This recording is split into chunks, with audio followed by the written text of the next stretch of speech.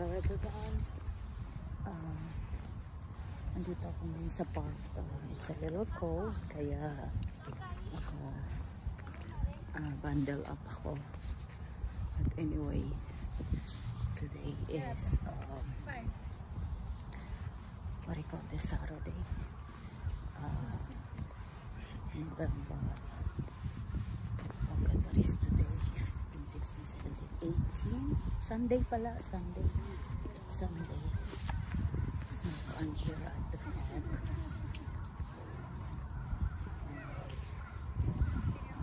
Magandang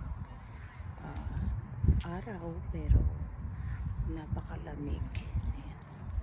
Maganda yung araw. Ayan yung water. That's the river. So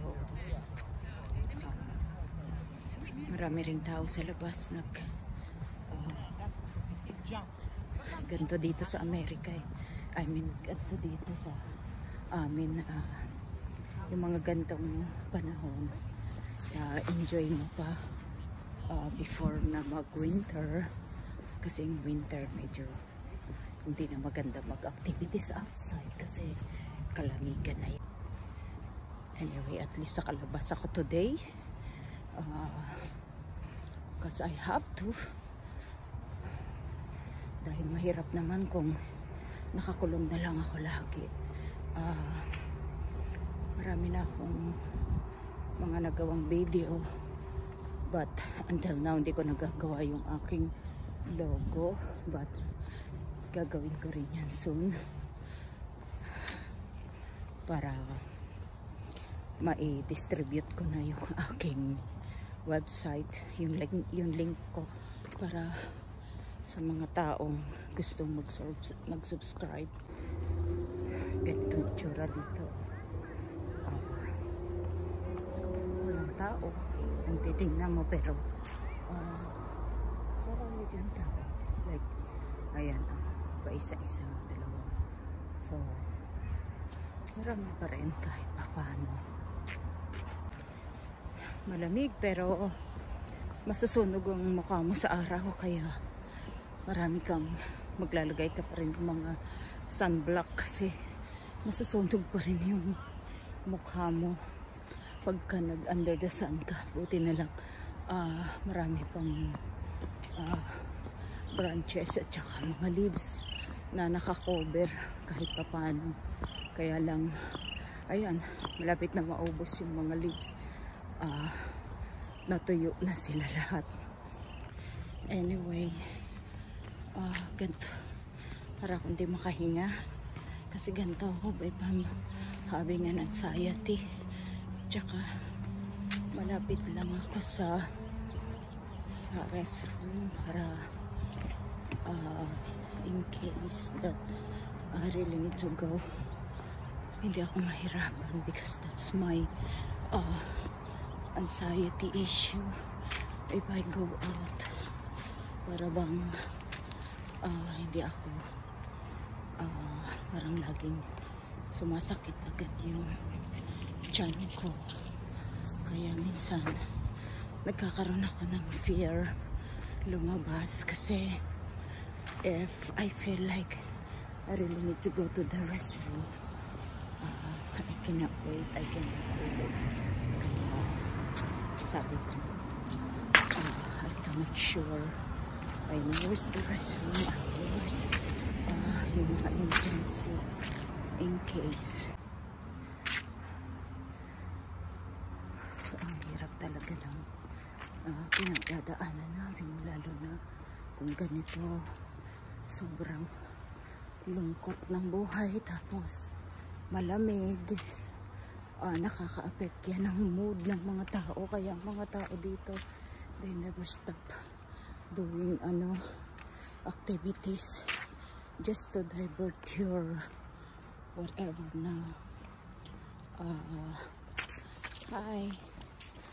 whatever na nafe-feel mo, especially kung meron kang mga pinagdadaanan. Kailangan find a way how you divert your emotion.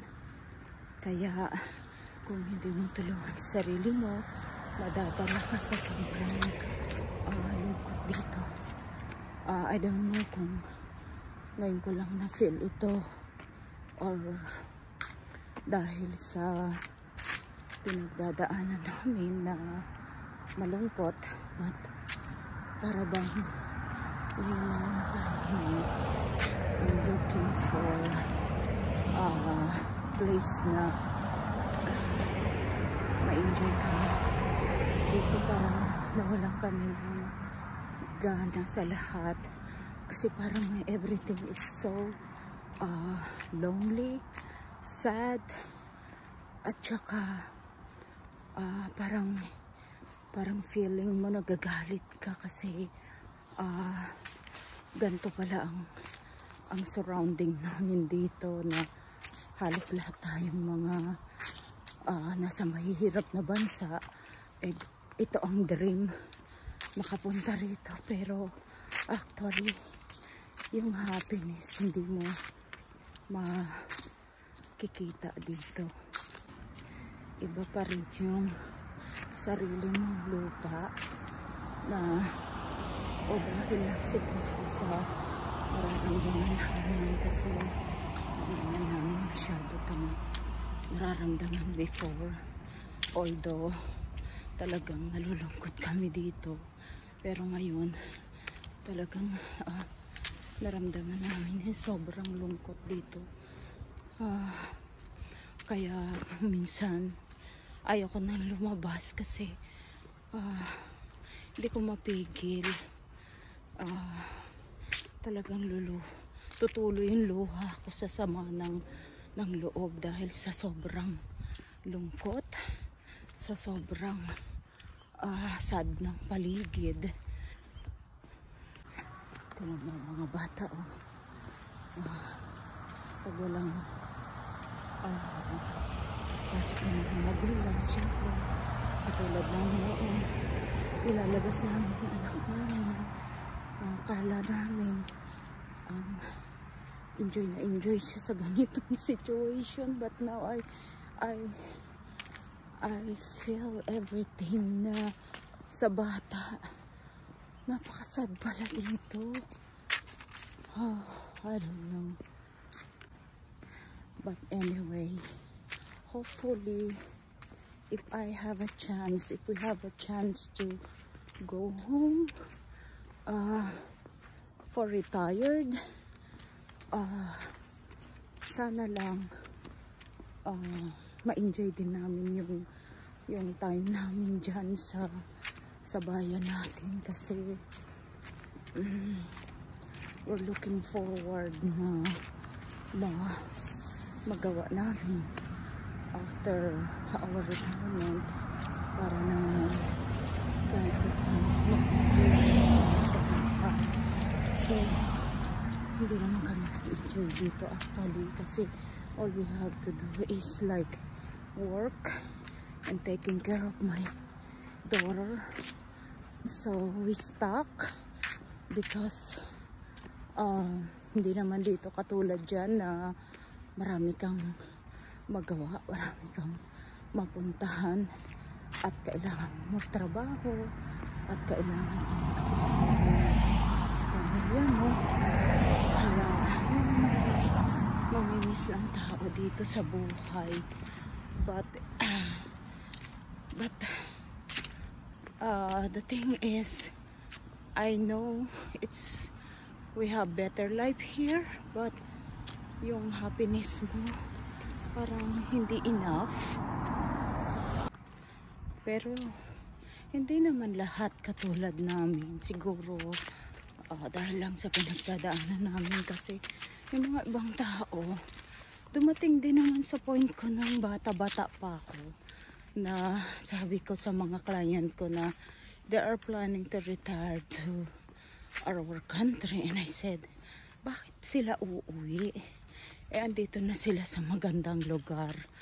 Yung pala, darating din yung time mo na parang hinahanap mo rin kung saan ka nagmula, at saka parang hinahanap mo yung lugar na free ka, yung freedom, yung happiness. Kasi dito, mix ang tao dito. And sometimes, ang pinakamahirap dito is kung laki ka sa atin. So, you're not used to this place. And, kung gusto mong like for example,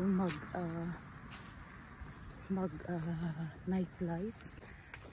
Hindi kami, yung nightlife sa aming mga middle age, napakahirap kasi ngayon na we're free, we're available to go anywhere. Hindi naman kami sanay kasi I feel like we're not belong kasi hindi naman kami dito lumaki. So iba yung style natin. Hindi tayo used hang around, although nagagawa, kaya lang hindi talaga yung iba talaga yung sa sarili mo territory na you can do. You guys know each other, yung kultura, yung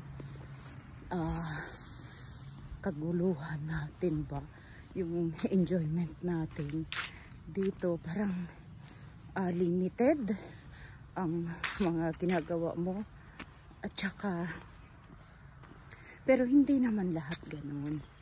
Siguro kami lang dahil laki pa rin kami dyan, although mas mahaba na ang buhay namin dito sa Amerika, but still yung feel mo lagi yung parang hindi ka free.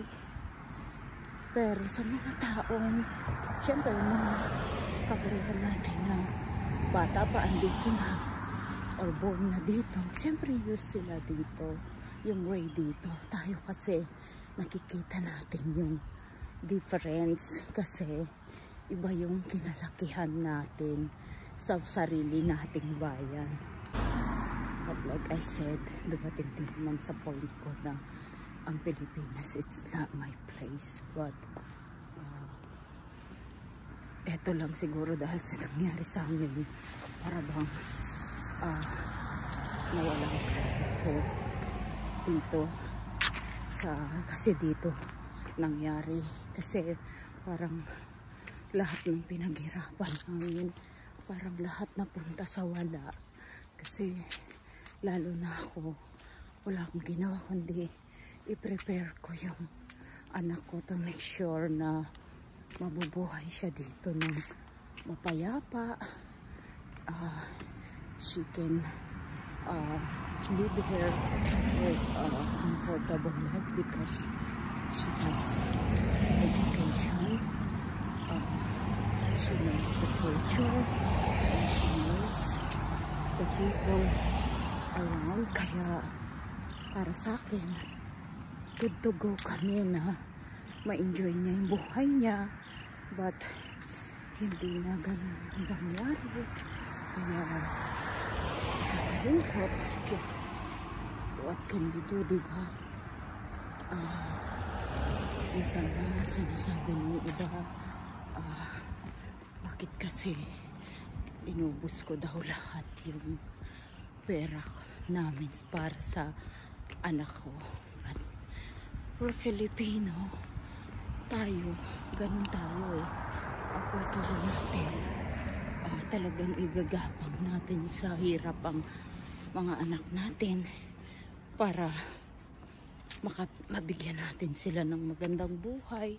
Kaya kahit na yun lang ang achievement namin, nakapagpalaki kami ng anak na maayos, nakapag-aral, natupad yung pangarap, pero hindi naman kami ang may control din sa buhay niya, kaya hindi namin saklaw kung anong mangyayari, kung ano yung future.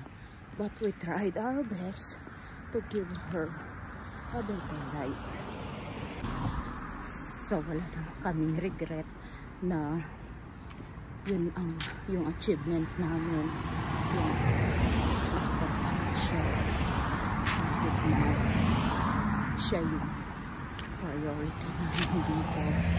At least nagkakalaki namin as a parent na syempre some people hindi nila naintindihan yun. Some people, they are very judgmental kung minsan na mas pa yung mga pamilya mo na hindi naman lahat, pero sometimes you feel that way kasi nararamdaman mo, lalo na sa kaso ng anak ko. Pero okay lang yun kasi we don't owe any explanation to anyone. May decision din kami para sa buhay namin na kung saan kami mabe-better, doon kami. Kasi losing the only child is like nightmare. It's like the hardest na sakit sa puso. Kaya kung saan kami makaka-better, that's what we gonna do. Kaya ngayon, ang gusto na lang namin mangyari is pagalingin ang aming mga puso kahit paano yung magtiis kami for a while until we're free to like to explore our life. Kasi right now hindi pa rin kami pwede mag-stop because we're not ready to retire yet. We still have a couple of years to think what we're gonna do to our life. Napagod din ako pag walking habang nagsasalita kasi I'm losing air din kasi akala mo malamig hindi ka papawisan. Siyempre makapal tong suot ko, pinapawis ako, hindi naman ako pwedeng magtanggal ng jacket ko at papawis. Kahit pawis ako right now, I'm still, you know, giniginaw pa rin ako. So malamig pag nag-alis ka ng jacket mo, pero tingnan mo yung mga nagja-judge kasi tumatakbo sila. Ako naman lakad pagong lang dito kasi nga gusto kong mag-unwind. Anyway, ito na lang yung tangi kong way para hindi ako laging nasasaktan, nalulungkot. At least nadadivert ko pa rin yung hirap na nararamdaman kasi sa mga taong hindi na-experience yung na-experience ko, na-experience namin mag-asawa, hindi nila kami talaga maintindihan ang sobrang hirap. Talagang ramdam na ramdam namin. Kaya kung minsan nagkakaroon din kami ng misunderstanding ng asawa ko kasi we have different grieving and we have different coping. Sa kanya, he rather quiet and be by himself, na hindi katulad ko. I have to keep talking. Kaya nag-vlog kasi I keep talking to myself, so I rather do the vlogging because I'm, you know, anyway, I keep talking to myself, I keep talking to my daughter. Everything, you know, lalabas sa bibig ko is about my daughter. So minsan sinasabihan niya ako, wag na akong, if I keep doing this, hindi ako makamove forward kasi I keep talking about my daughter. But I told him, this is my only way to make me feel good. Kaya sabi ko sa kanya, hayaan mo lang ako. I'm pretty sure later on, I was able to accept na, you know, I'm ready na hindi ko na siya pinag-usapan But right now, I can't. She's my own. This is the only thing I have. Her memory, you know. Kaya, sabi ko sa kanya, take time for me para ma-accept ko yung mga bagay na ganyan. Alam ko naman na lahat ng tao, ang wish nila is makamove forward ako. Pero hindi nga ganun kadali yun. Hindi ko nga kaya gawin. Lalo na yung gabi sa akin. Ang gabi sa akin, hirap na hirap ako. Naalala ko yung anak ko. Naalala ko yung mga masasaya namin samahan. Yung pinupuyat niya ako, tinguwi siya, pinupuyat niya akong kwentuhan kahit naabot na kami ng 3 o'clock in the morning. Ito pala yung sinabi niya, Mama, stay with me because this is my only chance, we hang out. Kaya kahit tulog na si Noah, tulog na yung asawa ko, we still having a lot of conversation. Talagang sobrang nung bata na yun, sobrang caring niya sa akin, lalo na sa akin. Naramdaman ko naman lahat yun. Kaya ang hirap-hirap kong maalis sa puso ko, sa isip ko, yung experience ko sa anak ko. Pero ganun talaga eh. Ang iksi talaga ng buhay ng anak ko eh. But it's okay. Ganun talaga eh.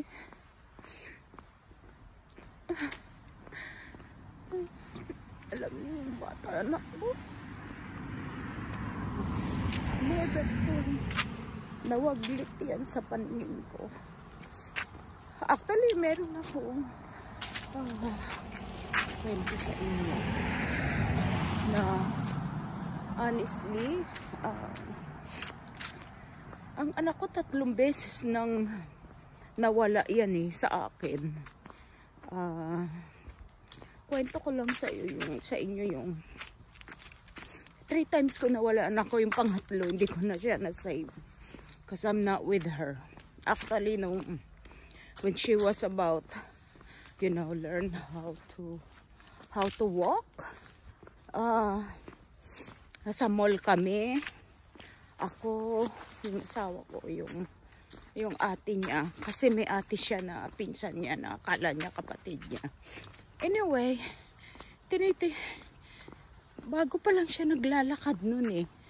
Mga 1-year-old lang siya noon. Tapos nasa mall kami. Maraming mga stores. And then, naglakad siya. Hinayaan namin siya paglakad.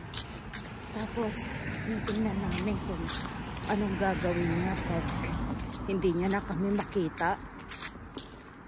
Hinayaan namin. Tapos, suddenly, nung hinayaan namin siya maglakad, may bunch of group na nag-cross sa harap, sa likod niya.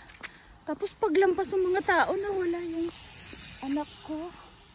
Nawala siya. So nagpanik ako kasi nawala yung anak ko. Alam nyo kung anong feeling ng mawala ng anak? Naramdaman ko na yun for the first time eh. Kala ko talaga nawala yung anak ko kasi hindi ko na siya mahanap. Hindi ko alam kung ilang seconds, parang minuto. But ang feeling ko, like, bumagsak yung langit at lupa sa akin. Yun pala, naghanap kami na naghanap. Wala kami talaga makita all the way. Tapos bumalik kami. Doon lang kami sa place na yun kasi I don't think na lalayo siya that far. So, ang nangyari pala, buti na lang, sumilip kami sa mga stores.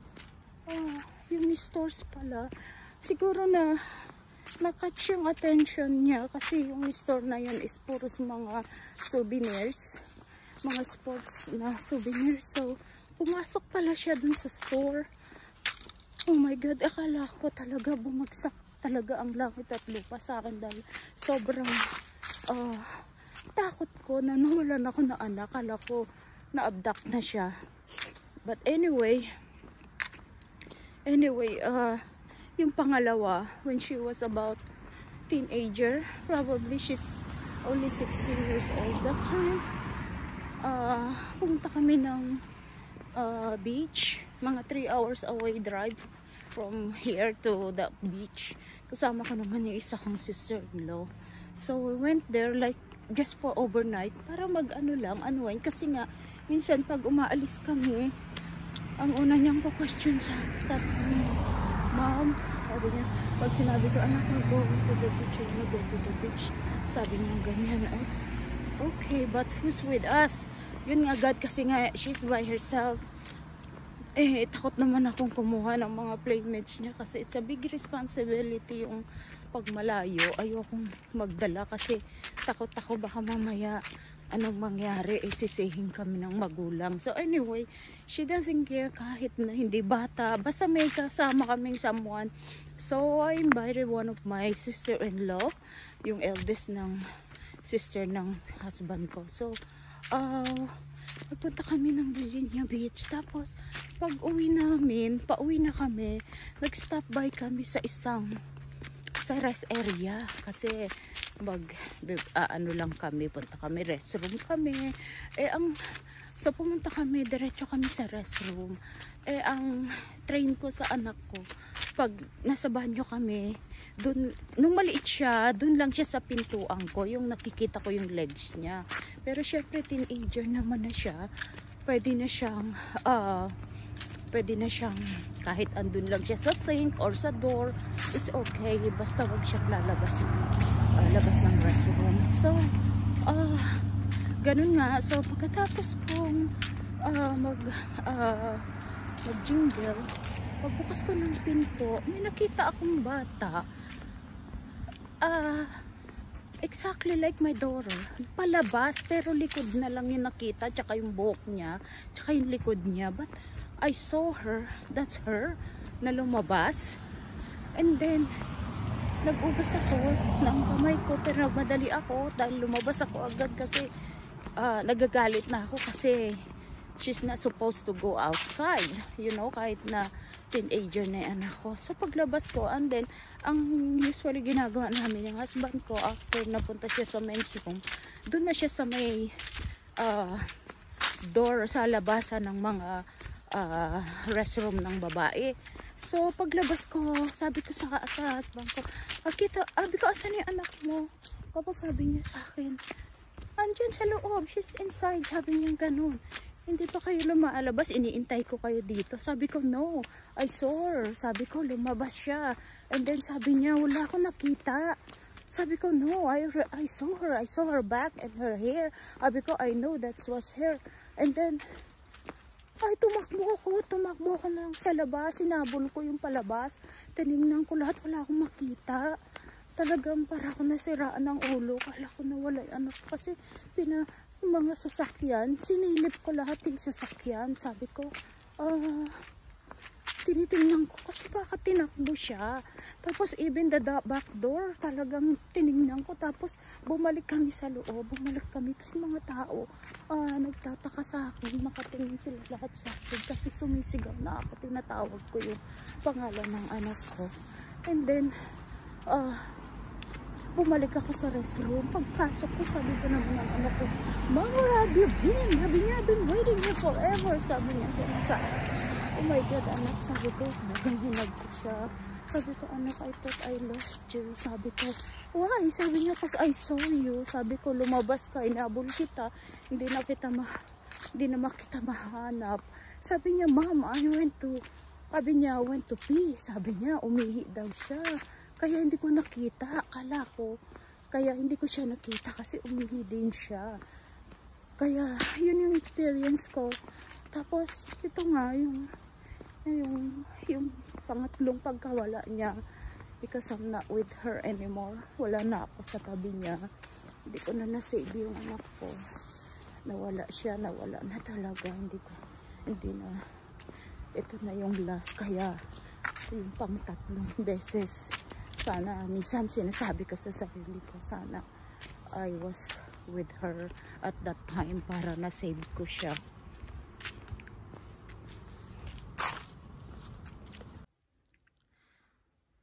Hi, I'm back home. At least nakapag-walking ako ng konti. Kasi kanina it was overwhelming. Kasi alam mo naman, ang buhay natin parang roller coaster na, up and down. Kaya kailangan mag-unwind. But, you know, that's my life. So, back to normal again. Okay, so till next video again, thank you so much for your for watching, and hopefully supportahan nyo ko dito sa content ko. Thank you so much, kasi I'm trying to do everything I could para ma-divert ko lahat ng mga anxiety and na nangyayari sa buhay ko. Anyway, I'm very thankful sa, at kahit papano may mga ilan-ilan na akong subscribers. So thank you so much. So talaga naman, alam ko naman hindi madaling mag-umpisa, but I'm looking forward na maiayos ko tong content ko, na sana looking forward na mga tao magustuhan din nila. Anyway, I'm trying to go outside now, mag-activities, para hindi lang naman ganito ang mga ginagawa ko. But so far, ito munang kasi kailangan ko pang maayos yung aking mga logo para naman presentable. Okay? Thank you so much. Have a good one. Ingat kayong lahat. Please subscribe, share, and like na din. Thank you so much. Bye.